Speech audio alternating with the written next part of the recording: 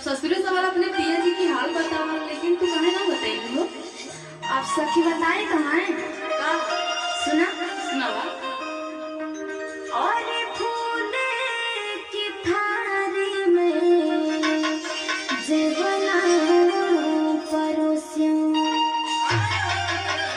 और फूल की थारी में जेवना परोसियों, जेवना ना जेवे बालमा मोरे नारी हो, बालमा मोरे नारी हो, खाला रोज जाई तेरा पान आसो पाड़ी हो, खाला रोज जाई तेरा पान आसो पाड़ी हो, खाला रोज जाई तेरा पान आसो पाड़ी हो, पान आसो पाड़ी हो, पान आसो पाड़ी हो, खाला रोज जाई तेरा पान आसो पाड़ी हो, खाला रोज जाई तेरा पान आसो पाड़ी हो, खाला रोज जाई तेरा पान आसो पाड़ी हो। सुननु सखी? हाँ हो, और सुनावा। सुना और लोटा गिलासी में जलवा भरायो,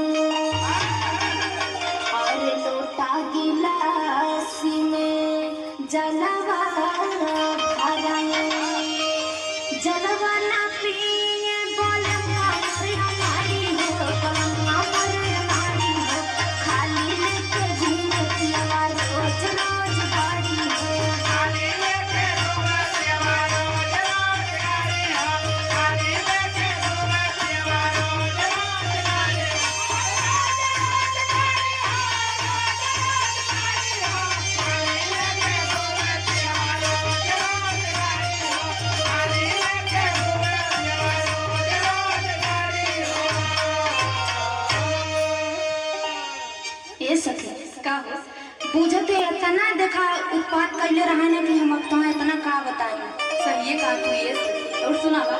सुना और खैरा सुपारी के और बिरवा लगायो, और खैरा सुपारी के बिरवा लगायो, बिरवा ना पूछे बोलवा मोरे नारी हो, बोलवा मोरे नारी हो, बात करे राजा सबसे खाली बड़ी बड़ी हो, बात करे राजा सबसे खाली बड़ी बड़ी हो, बात करे राजा सबसे खाली बड़ी बड़ी हो, खाली बड़ी बड़ी हो, खाली बड़ी बड़ी हो, बात करे राजा सबसे खाली बड़ी बड़ी हो, बात करे राजा सबसे।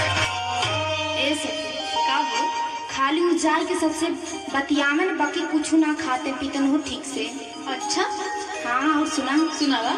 और फुलवा हजरिया के सजिया लगवनो, और फुलवा हजरिया के सजिया लगवनो,